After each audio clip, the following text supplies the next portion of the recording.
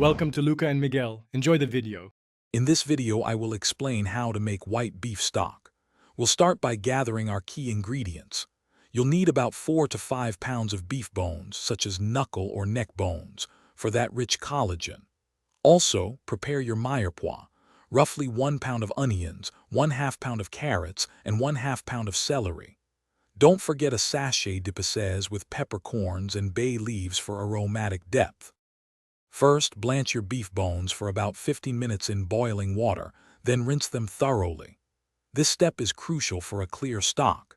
Next, place the blanched bones, your prepared mirepoix, and aromatics into a large stock pot. Cover everything with cold water, ensuring it's about 2 to 3 inches above the ingredients. Bring it to a gentle simmer, then reduce the heat and let it cook for 6 to 8 hours, skimming often. Throughout the simmering process, it's vital to regularly skim off any foam or impurities that rise to the surface.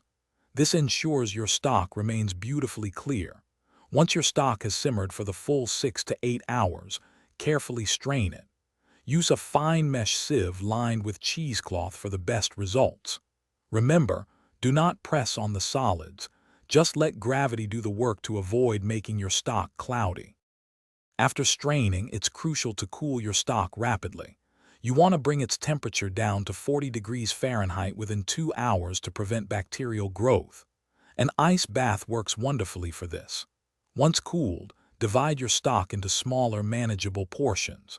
You can store it in the refrigerator for up to 4 days, or freeze it for several months, ready for your next culinary creation.